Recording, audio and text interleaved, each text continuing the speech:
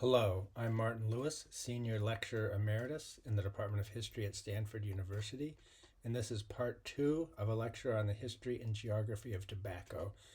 It's part of a larger series on the history and geography of natural mind-altering substances found at geocurrents.info. I left off the first half of the lecture on tobacco talking about the bright leaf revolution of the mid-1800s in the United States. This was marked by the development of a new form of processing tobacco, of curing it with charcoal in a smokeless environment, and was also based on the relatively sweet leaves produced on the relatively low quality sandy soils of the Piedmont in states like North Carolina. What was important about the bright leaf revolution more than anything else is that it allowed tobacco to be inhaled, hence the rise of the cigarette. With pipes and cigars, one does not inhale the smoke. It's not effective, it's very harsh, and it can make you sick. Instead, smoke is held in the mouth and the nicotine is absorbed in the mouth and into the throat.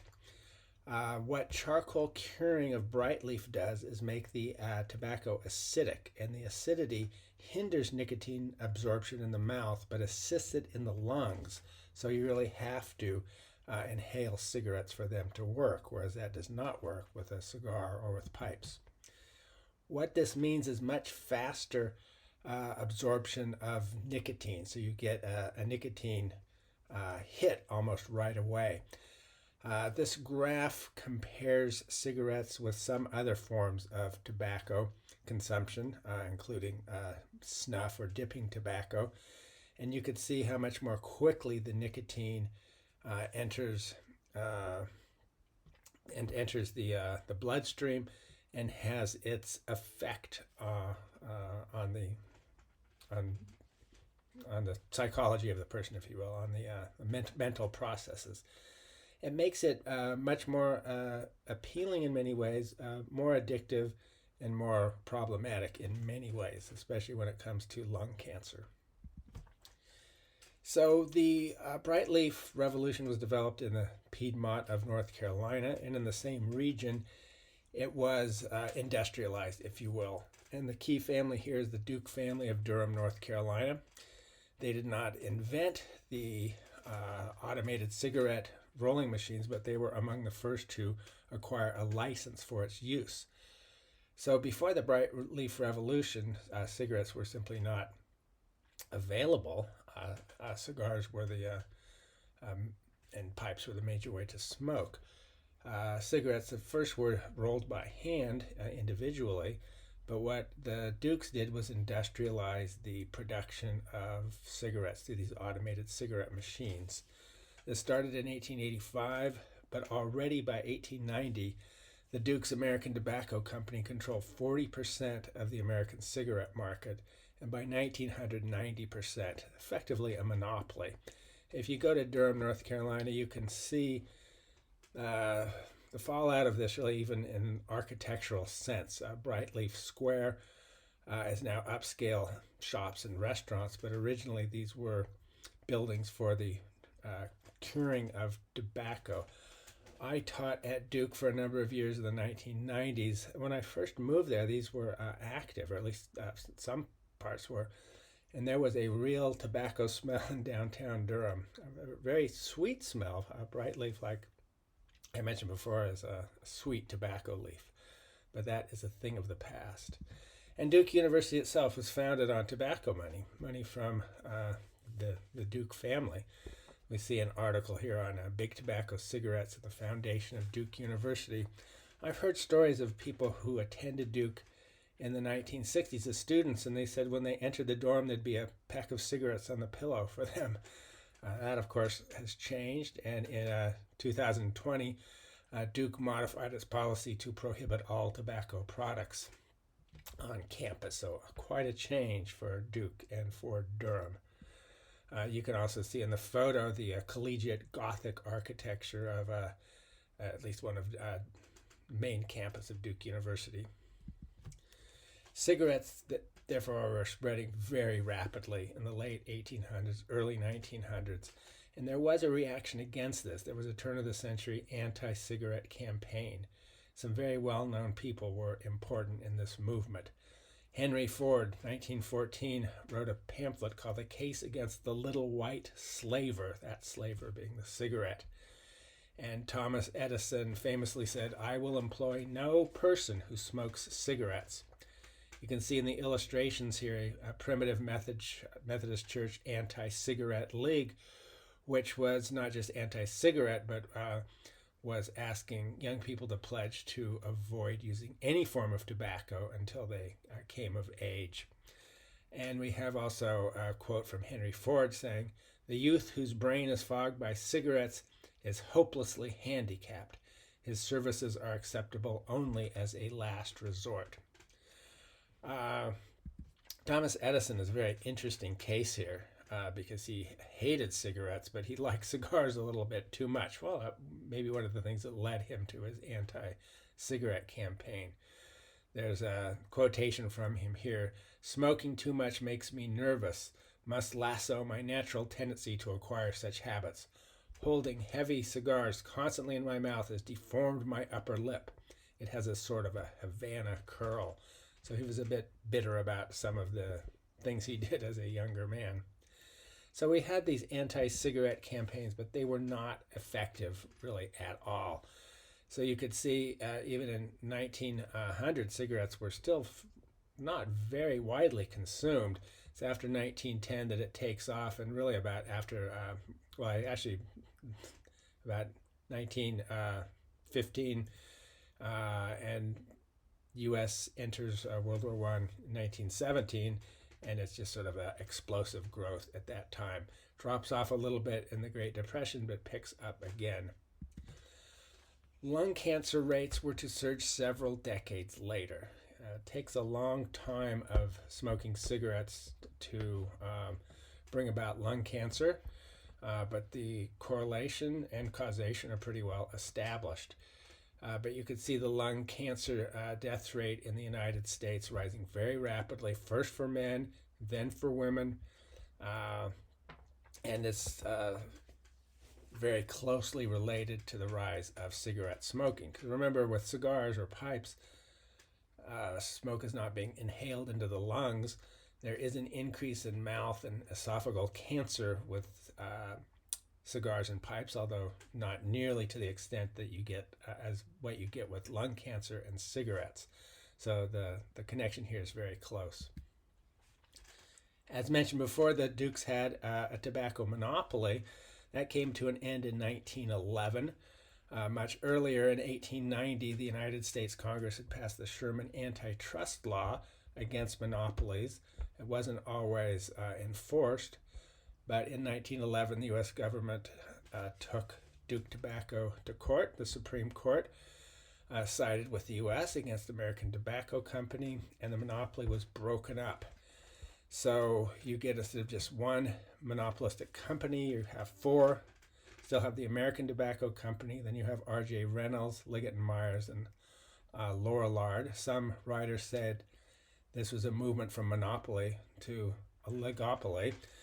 Instead of just one provider, a small number of them, but they did need to compete against each other, and they did so largely through marketing and branding rather than on price. And by the 1920s, you get very effective marketing campaigns. Many of them are aimed at women and are quite effective. So we just have a few examples here. One is an ancient prejudice that would be against women smoking has been removed.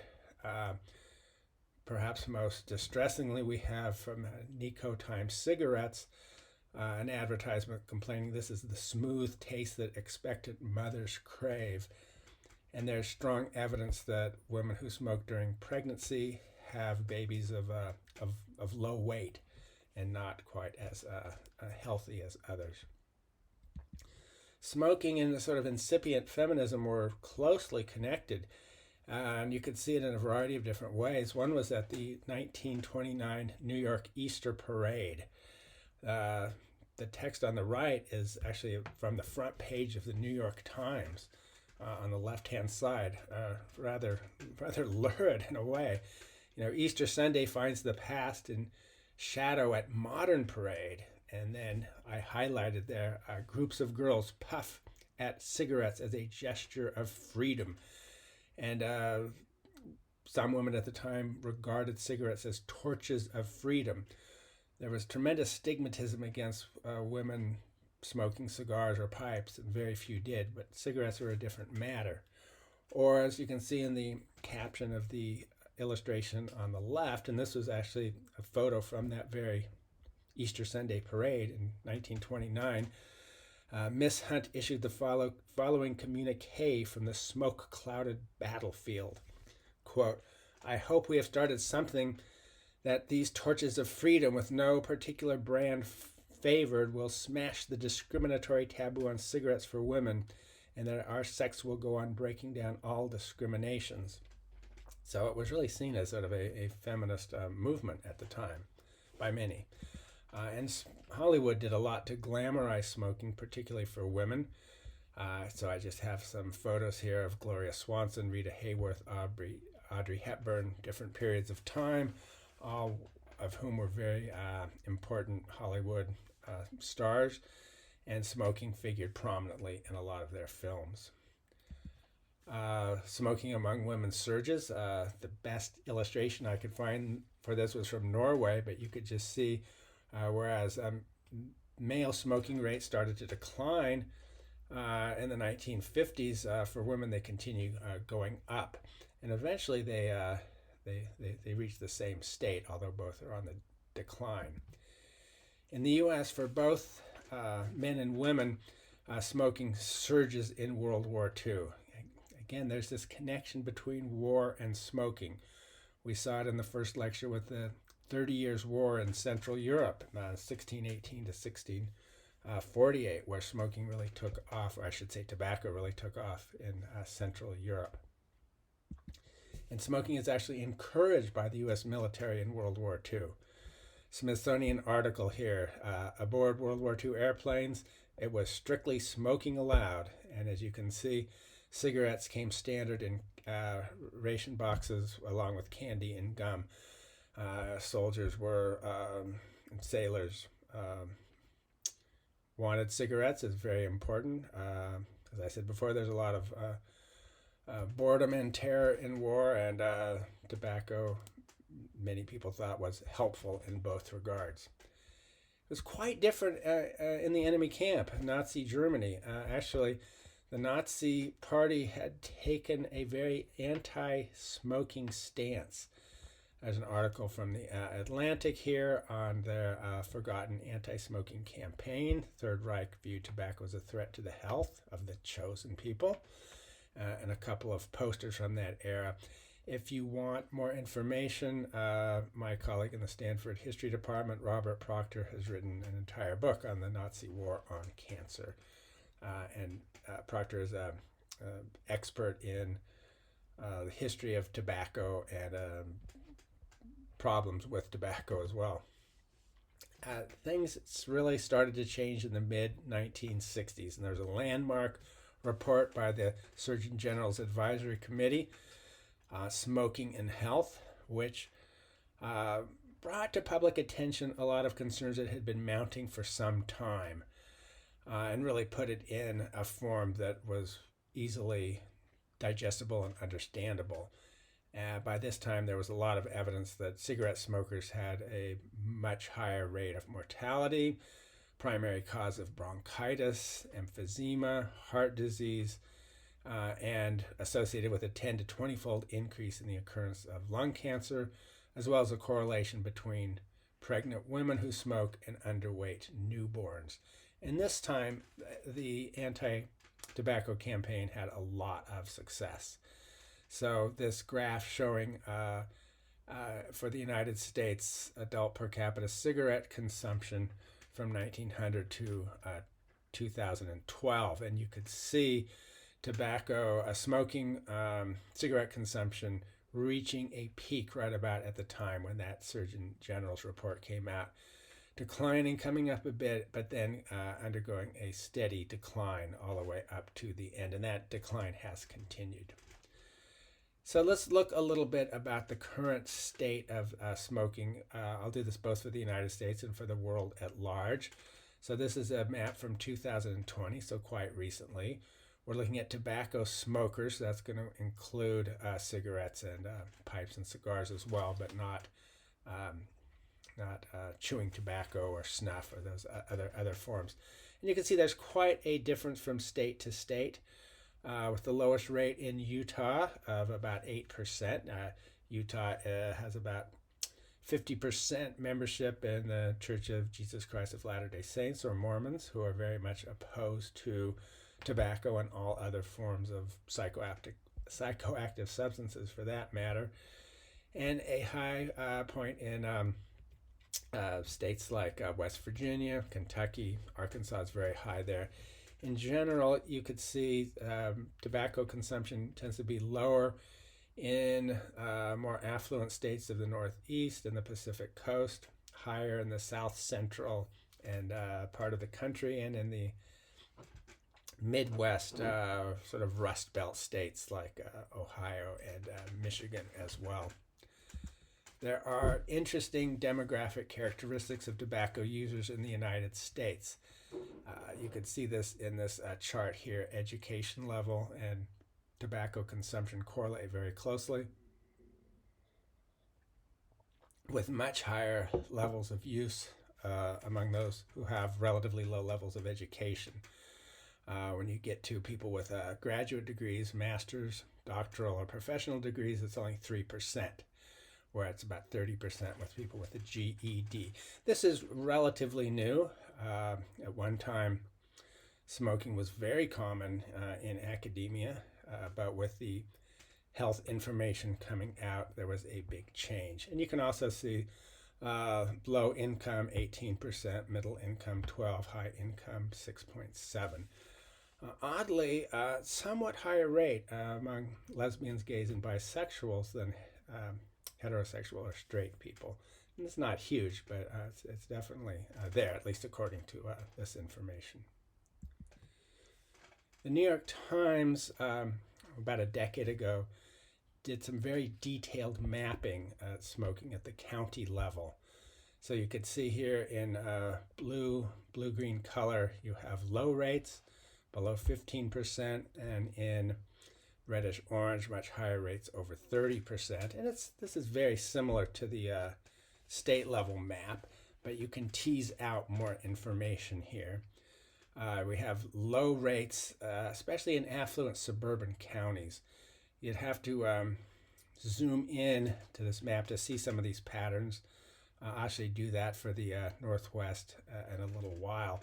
But if you can look very carefully, you'll see for example, in Michigan, there's a very low level of one county. That's Washtenaw County, where Ann Arbor is located.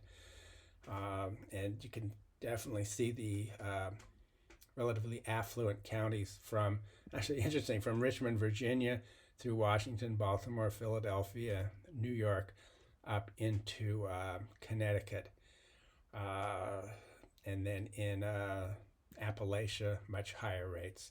You can also see some of the American Indian reservations in South Dakota, North Dakota, and Montana with relatively high rates. And if you spend time on American Indian reservations, you'll see the prevalence of smoke shops, a lot of tobacco shops, because of much lower taxation rates in many places. New York Times also had a similar map showing the situation in 1996. Interesting to compare those. So if we can go back and forth, if we can look at the map from 2012, quite a bit of that bluish color there, much less in 1996. So just showing this real precipitous decline. You can see Utah with its Mormon cultural background really standing out for its low rates, much more at this time than later on. Interesting, some of the heavily Hispanic counties in southern Texas also had quite low rates at that time. Let's focus in a little bit at the Pacific Northwest, and there's some interesting patterns. So this is 1996, And what I focus on are the counties with low rates of smoking. And you could see that of these number of counties here in Washington, Oregon, Idaho, and Montana, most of them are characterized by having a major university. So in Washington, the lowest rate was in Whitman County in the far east, where the city of Pullman and Washington State University is located. Right across the border, 8 miles from Pullman, is Moscow, Idaho. That's where the University of Idaho is. We can also see Benton County in Oregon, where Oregon State University is located. And in Montana, we can clearly see Gallatin County, where Bozeman and Montana State are located. Interestingly, there are three other counties in Idaho in this low category, and they occupy a somewhat different position. Blaine County in the center is where Sun Valley Ski Resort is located. It's a very affluent county. A lot of outsiders have moved there. And it has low prevalence of smoking. We should go back, and you could see in western Colorado there are some counties here with low rates. They would have ski resorts like Aspen and others as well. And then we can see a couple of counties here that have very large LDS, Latter-day Saint, or Mormon population. Most of the far eastern part of Idaho is mostly LDS. Forms of tobacco use have changed in the U.S. So 2021, about 19% of the population using tobacco. Cigarettes are number one at 11.5, but then you get the vaping e-cigarettes at 4.5, cigars at 3.5, 2.1 with smokeless tobacco, various forms of dip or snuff or chewing tobacco, and then a little less than 1% as pipe smokers. It's a different story, though, among high school students, and a bit troubling. So you could see here a higher rate of those who have used any tobacco product. This is from 2019. But then the number one is with e-cigarettes or vaping at 27%. Interestingly, it's showing cigars as ahead of cigarettes. And smokeless tobacco, fairly substantial, and hookahs in there as well. So this brings up a big issue, is how harmful is tobacco vaping? And there's a lot of research, a lot of conflicting findings. I don't want to take any particular stance, as this article from Harvard Health Publishing states here very clearly. Perhaps vaping should be viewed as the lesser of the evils for current cigarette smokers, and I think that's pretty well established. Vaping is by no means a healthy habit, but it is not as dangerous as smoking cigarettes and inhaling the smoke directly into your lungs. You're not getting the kind of tar. Nicotine is vaporizing at a lower temperature than combustion, which means that you're going to have, instead of smoke, you'll simply have the sort of nicotine-rich fumes. It is harmful, though. Here's an article, a fairly recent article from the Journal of Physiology. E-cigarettes are exceedingly different from conventional tobacco, containing dozens of chemicals not found in cigarette smoke, and it is highly likely that chronic use will induce pathological damage to the heart and lungs. So, a lot of evidence of these problems, but again, not as severe as that of cigarette smoking. Let's look a bit at global patterns of tobacco use. So this is a map I made recently. I made it for this class, actually, showing tobacco use percentage of the adult or over age 15 population. And you could see the highest rate in the world is Myanmar or Burma in Southeast Asia, a little bit under 40%. You can see Indonesia in the island part of Southeast Asia, very high as well. The general patterns are lower rates of use in much of Africa, although higher in southern Africa. It's been a major tobacco growing region, particularly Zimbabwe. Madagascar, oddly high. Madagascar is grouping more with Southeast Asia than with Africa, which is interesting. Historically and culturally, Madagascar is kind of a hybrid of sub-Saharan African and Southeast Asian influences. Fairly low rates in the northern part, tropical part of South America, pretty low in Mexico and Central America. Quite high in parts of Europe, particularly southeastern Europe, the Balkans, high in Turkey as well, and relatively high, quite high in China, much of Southeast Asia. So this is 2020. Go back a mere 20 years and compare the two maps, and you can see, though, even in countries with high levels of tobacco use like Burma have seen major declines. Burma here is over 65% in 2020, down to under 40%. And many countries have that decline. To show this decline, what I did was I made another map just showing the change, percent change from 2000 to 2000. It has here 2022. I think that should be 2020. But you can see there's just a few countries that have seen an increase, at least according to the data that we have. In Africa, Republic of Congo, I don't know how accurate that is, but an increase in Syria, maybe associated with the war, an increase in Oman, I'm not sure about that, and an increase in Croatia, I could not explain that, and an increase in Indonesia. But in general, pretty strong decreases in Europe, particularly in the United Kingdom and Austria. Norway stand out. The biggest decrease was in Bolivia in South America. I'm not sure how to explain that. It may be connected to an increase in the consumption of coca tea. I'll talk about that later on. Major decrease in India, across most of Southeast Asia, Japan, South Korea, Philippines, Australia. Not much in China, not much in Saudi Arabia, not much in France, not much in the Czech Republic. So there's a lot of variability here. I do want to talk a little bit more about Indonesia, because it has one of the world's most distinctive tobacco cultures. So very high rates of smoking. Indonesia, a very important country, 280 million. It's the world's fourth most populous country. There's India, China, United States, and then Indonesia. It's now the world's second largest cigarette market after China, with an increase in percentage of users. 63% of men smoke, much less among women, only about 5%. But Indonesia is unique in the kinds of cigarettes they smoke. They're heavily spiced. The term is kretek. It is a mostly tobacco, but with a lot of clove in it. So clove plant is indigenous to eastern Indonesia. It's long been used in Indonesian food. And for a long time, clove has been mixed with it. Clove it's a bit like, well, everyone's familiar with clove to some extent. It has some analgesic products. It's kind of numbing to a little bit like menthol in that regard. But in Indonesia, the kretek is 90% of the cigarette market. It's very lightly taxed. The Indonesian government did this to encourage domestic production, growing of tobacco, making of tobacco.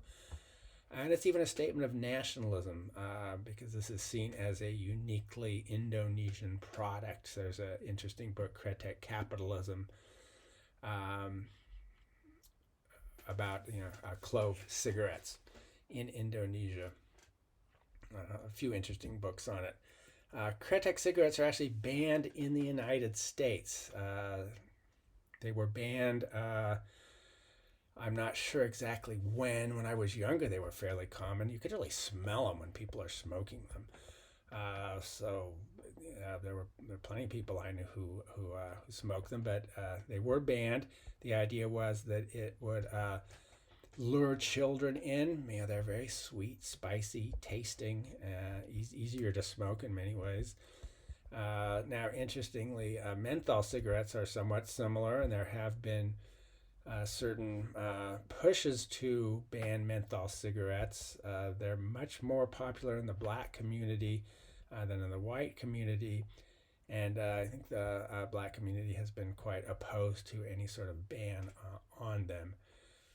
But anyway, Indonesia is not happy. It used to export quite a few kretek to the United States, but now that can't be done. But if you want to smoke it, it's easy to go and find out how to do it. Here's a wiki how to make clove cigarettes. I think it's fairly easy to do, and it is legal to make it and consume it at home. If you remember from the slide previously, France has seen a modest decline in smoking, unlike a lot of European countries. Interestingly, some of the recent information is that from 2014 to 2019, smoking declined in every age category, most age categories, but not among those 15 to 19. There it actually increased from 23% to 30%. And then subsequently, in the height of the COVID pandemic, smoking in France increased even more. So here's an article, COVID halted France's efforts to cut smoking levels. So over the country as a whole, and I think particularly among the young, it increased. But smoking is very common in France, much more common than in many other European countries, most other European countries, at least outside the Balkans. But a lot of French smokers are very light smokers. So one study here found that the average French smoker takes only 3 cigarettes a day, which is by smoking standards is very, very low. The conclusion is quite interesting, and I'll read from this. Smoking in France is more socially acceptable than in many other parts of Western Europe. French people smoke a lot because of a greater cultural acceptance of smoking, lax enforcement of indoor smoking bans, the high number of young people who start smoking, and here, this is really what's crucial, a history of seeing smoking as part of the artistic and cultural scene of the country. So an association of smoking with, or you might even say bohemian culture, associated with artists and others. My daughter spent a year in France as an exchange student. It was about 10 years ago in a relatively rural part of France, though, and she was just shocked at how many of her high school students were smokers, and found that it was, as a non-smoker, she was sort of excluded from certain activities. I think it's maybe a bit different situation today.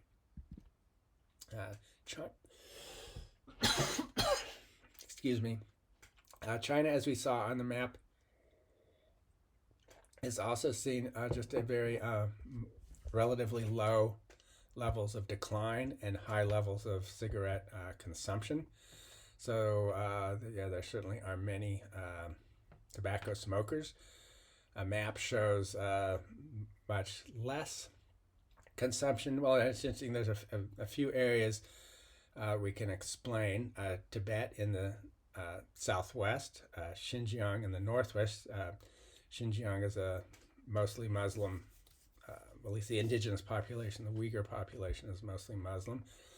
There's another province, Ningxia, in north central China that's also mostly Muslim. They have lower rates of cigarette consumption.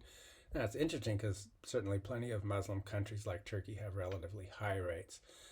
Beijing is also shown as having a lower rate. Shanghai is shown as having a lower rate, more urban and affluent areas. But anyway, as the fact sheet shows here, China has the world's leader in tobacco use. 1 in 3 cigarettes in the world is smoked in China, and more than half of Chinese men smoke. China has a powerful cigarette monopoly, state-run. So as this USA Today article mentions, smoking in the state, how China became addicted to its cigarette monopoly. China Tobacco leveraged its economic might and status as a government agency to undercut China's public health officials while influencing both national policy and local officials, like those in Chongqing, the investigation found. So that's one problem of having a government tobacco monopoly and relying on the revenue of that monopoly for a lot of state revenue. If you're going to be getting a lot of your money to run your government through tobacco sales, there are some problems associated then with undermining that revenue flow, which you would do if you had an adequate public health campaign. And China National Tobacco Company is by far the world's largest tobacco company. You could see in terms of revenue here, 2022, 273 billion. Compare that to Philip Morris with 31 billion. You can get a sense. There's also been a lot written about Chinese tobacco etiquette. I found this interesting article from something called I Dig Culture. It's 10 years old, but I think it still holds, on smoking etiquette to keep in Asia. In China, always offer a cigarette. And to quote from it, when you're in China, it is expected that you greet someone with a cigarette. Well, I think I should say this is mostly for men. But anyway, if you want to grab a quick smoke, be sure to stick to those around you, regardless of whether you're a smoker or not. It's actually considered impolite if you don't offer one with acquaintances or business associates. Hierarchy comes into play here. So if you're outside grabbing a smoke, always offer one to the boss. This custom is about showing respect or a sign of peace offering. Interesting resonance with the peace pipes of indigenous Americans. Sweden is interesting to mention as well, because Sweden has almost eliminated tobacco smoking. In fact, as this AP article from 2023 says, Sweden close to becoming Europe's first smoke-free country as daily use of cigarettes dwindles. But then if you look down at the bottom in the highlighted paragraph, it says, many experts give credit to decades of anti-smoking campaigns and legislation, while others point to the prevalence of snus, a smokeless tobacco product that is banned elsewhere in the EU but is marketed in Sweden as an alternative.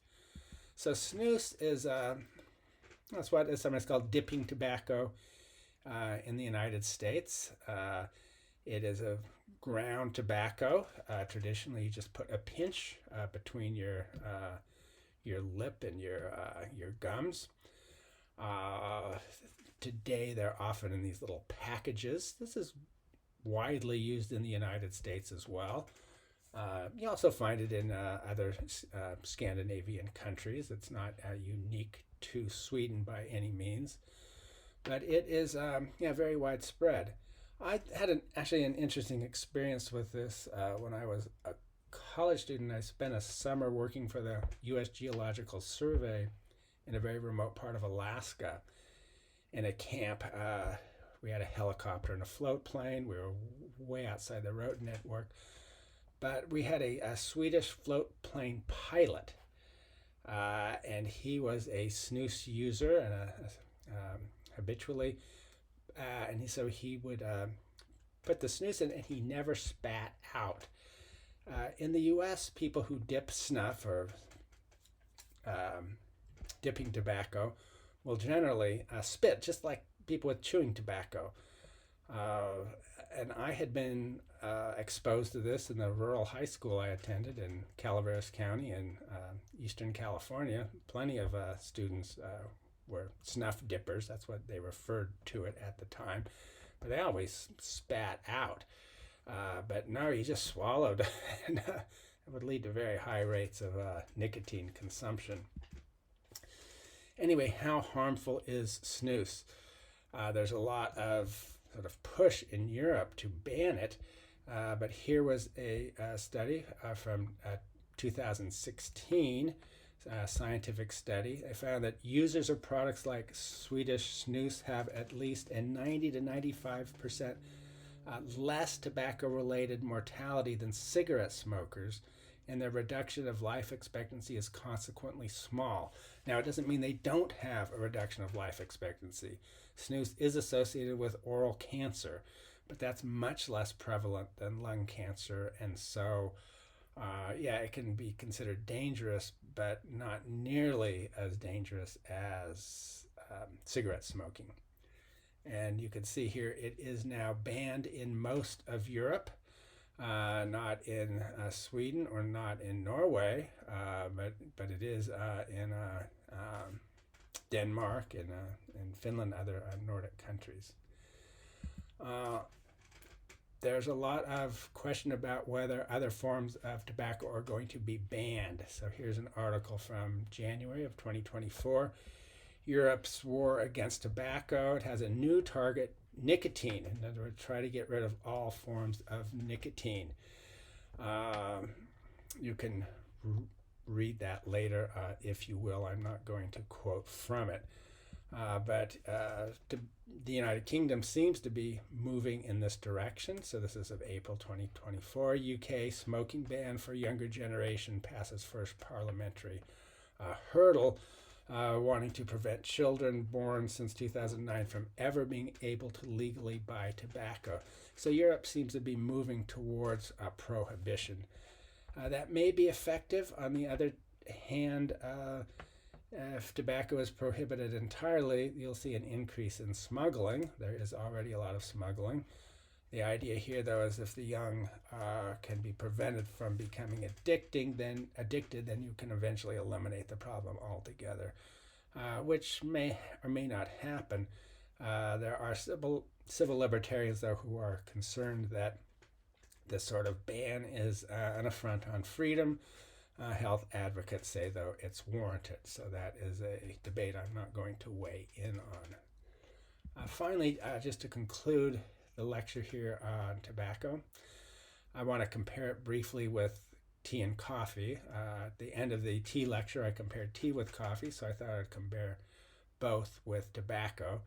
First of all, we're dealing with different drugs here. With tea and coffee, you have caffeine. With tobacco, you have nicotine. They're both classified as stimulants, but nicotine has much more complex psychological effects.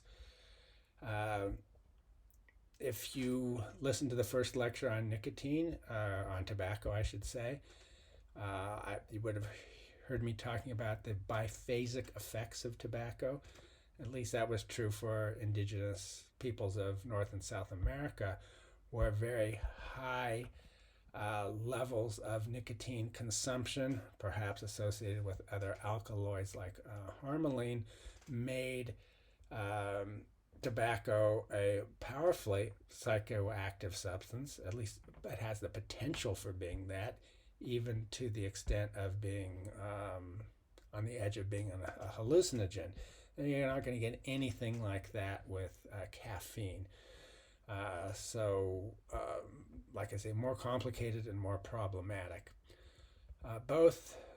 All three, coffee, tea, and tobacco, were originally associated with religious practices. Tobacco was highly ritualized among indigenous American societies. Not always, but probably most often consumed in a ritual context.